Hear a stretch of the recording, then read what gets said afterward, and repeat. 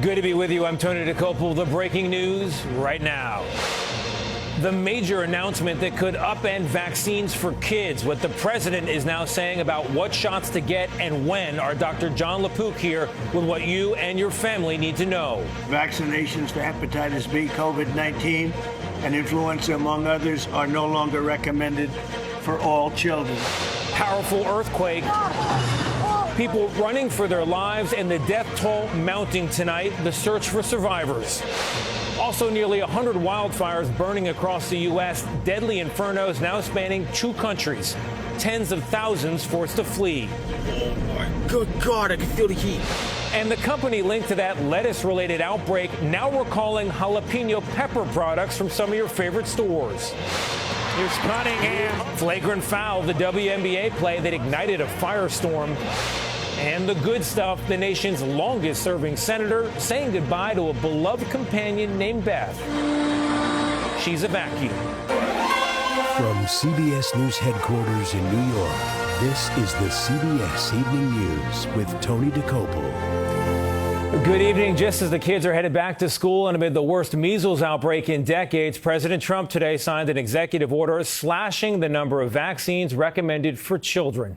The goal, according to the order, is making sure Americans get, quote, the best scientifically supported medical advice, as well as protecting religious liberty and parental authority. But hold on here. What does the president really have the power to change? And what do parents need to know? In a moment, Dr. John LaPook with answers, but let's get right to Ed O'Keefe at the White House with details. Ed, good evening to you. Tony, the new order doesn't set federal immunization requirements or tell parents how to vaccinate their kids. By law, only the states can do that. But it does revive a political debate important to a key element of the president's base. Nothing bad can happen from what we're doing. Nothing bad can happen. Today, with less than 3 months until the midterms, President Trump fulfilled one of his campaign pledges by issuing new recommendations on when and how kids get their shots. Vaccinations for hepatitis B, COVID-19, and influenza, among others, are no longer recommended for all children. The order also recommends states separate the traditional measles, mumps, rubella vaccine administered for more than 50 years into 3 separate shots. Together, there could be a possibility they're quite lethal, and separately, it looks like they are not at all lethal, but just very effective. But separate shots aren't currently available in the U.S., and public health officials warn separating the 3 vaccines can increase a child's risk of being infected with one of the diseases. Trump has long suspected the number and timing of vaccines could play a role in increased levels of autism. Decades ago, children received only a small fraction of the vaccines required today. In those times, people were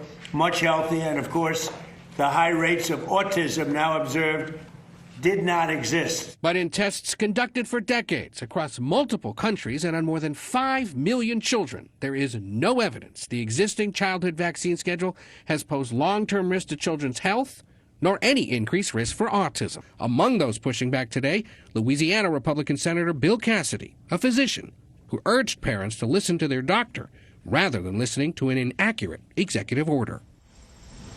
The new order comes amid the worst year for measles in this country since 1991, and amid an ongoing federal court fight over whether the Department of Health and Human Services can change the vaccine schedule without consulting federal health experts. Tony? Important background, Ed. Thank you very much. As promised, CBS News Chief Medical Correspondent Dr. John LaPook joins us now with more. Dr. LaPook, glad to have you here. The president says this is about the best medical advice. To that you say what? That's great, but show us your homework. The usual thing is to have an advisory board meeting over 2 to 3 days where all the stakeholders present their research to the committee. The committee makes a recommendation to the CDC director, says thumbs up or thumbs down. This announcement today bypasses that open, transparent process. You want to see more. So the president says nothing bad can happen from these recommendations. Your reaction? That's not true. I'll give you a specific example. There's a widely held misconception that the only way a baby gets infected with hepatitis B is from the mother. Well, actually, a baby can get infected with hepatitis B by exposure to fluids from an infected caregiver. And it turns out that more than 800,000 Americans have chronic hepatitis B, and about half of them don't know it. And if a baby gets infected with hepatitis B, about 90% of the time it goes on to get chronic hepatitis B, which can be devastating. So to the extent you can, for the millions of parents watching now and parents-to-be, what's your recommendation? You have the American Academy of Pediatrics saying one thing, the President of the United States saying another thing. If there was ever a time where people should check with their health care provider, if they're lucky enough to have one, it's now. All right, Dr. LaPook, thank you very much. Appreciate it. To other news now, and Colombia, where the search for survivors continues after a catastrophic earthquake toppled dozens of buildings. The epicenter of this 7.4 magnitude event about 250 miles west of Bogota. More than 100 people are dead, and tonight many others are missing in the rubble. Lilia Luciano is tracking late developments. Tony, good evening. Colombia's new president announced that more than 100 people are dead and dozens were injured following the 7.4 magnitude earthquake that left thousands of Colombians scrambling in fear.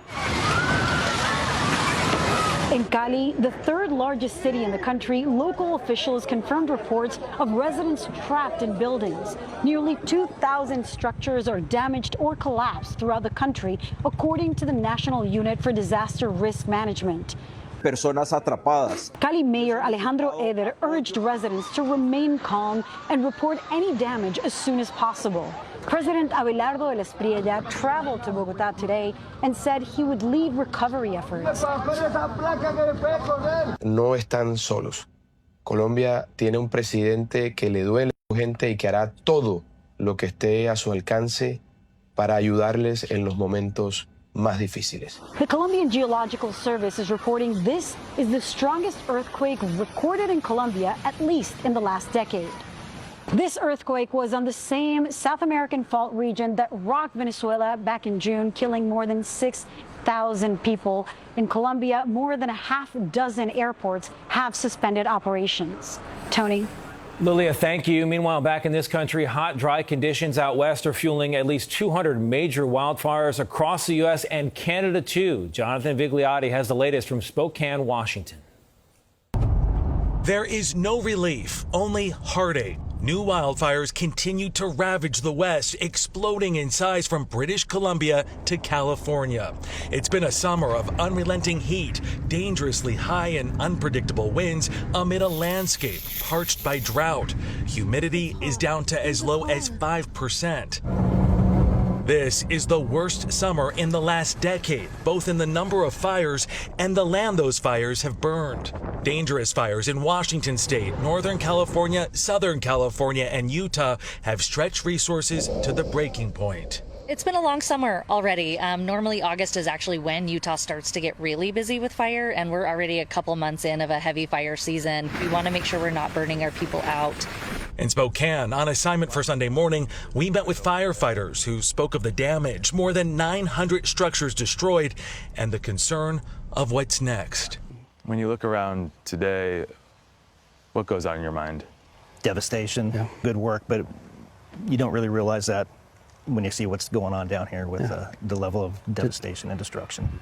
How is this fire different from other wildfires that you've responded to in the past? When we showed up to this neighborhood, the fire was already out of the woods, and it was now into the homes, and the homes were becoming the fuel. The homes, the cars, and all the contents, that was now the fuel. Almost unfathomable. The family in this home had to evacuate so quickly they were only able to grab their pets and a few stuffed animals for their daughter. This is one of dozens of homes in this neighborhood alone now gone, and tonight so many people facing an uncertain future, Tony. That's for sure. Jonathan, thank you. As we keep an eye on the conditions out there, we're also tracking some life-threatening storms with more than 100 million people in their path. The system spawned 5 reported tornadoes across Illinois last night and is now slamming the east. CBS LA meteorologist Paul Diano is on top of it all and tracking it. Paul, good evening. What can you tell us?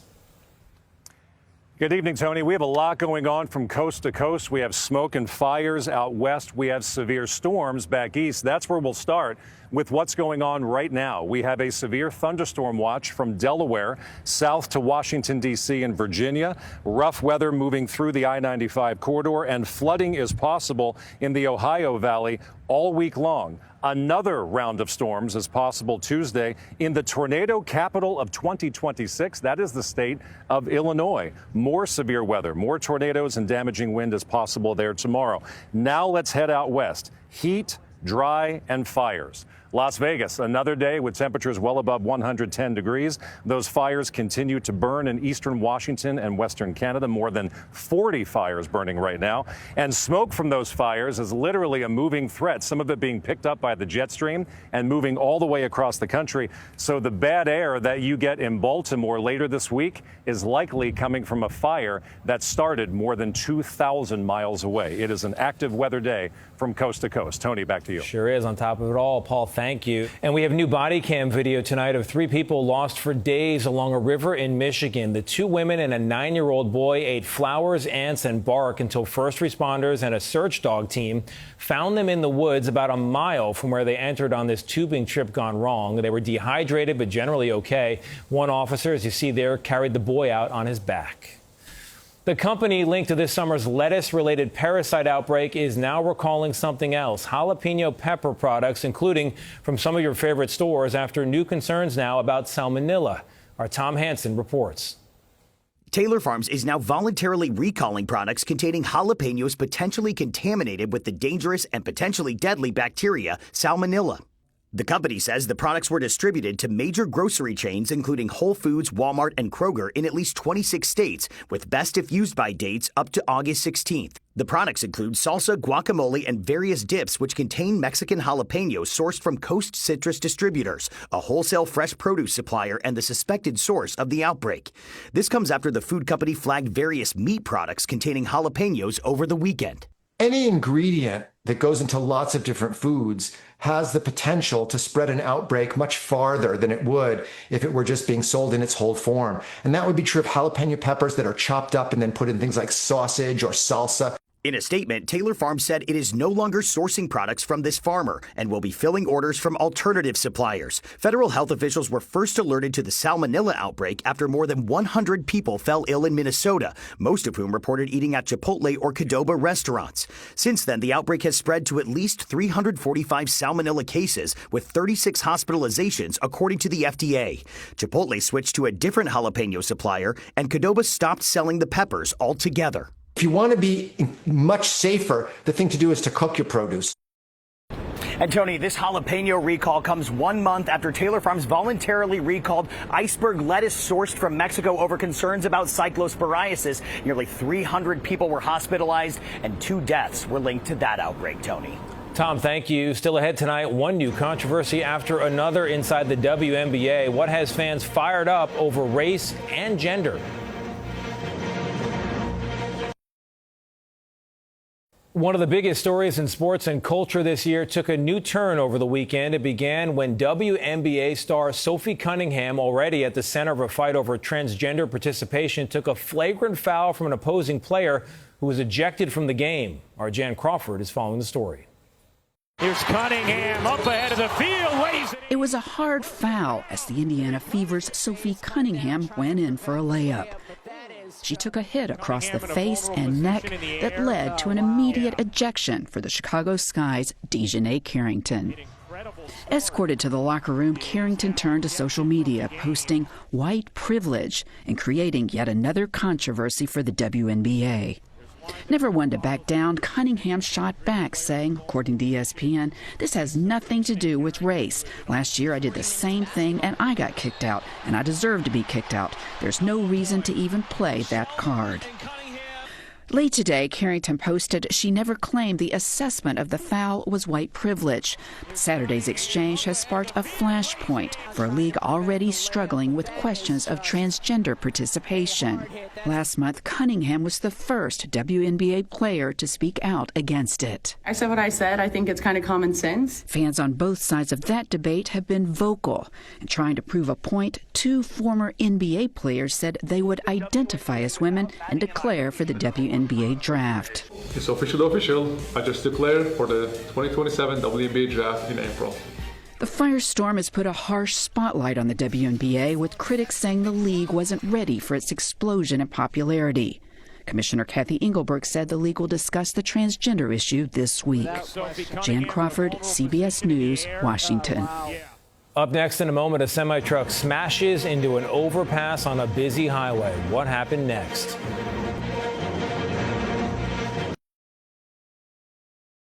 Sad news from California. Jackie of the beloved bald eagle duo Jackie and Shadow, watched by millions on the Big Bear live feed, died overnight about 3 weeks after being attacked by 2 other bald eagles and taken to a rehab facility.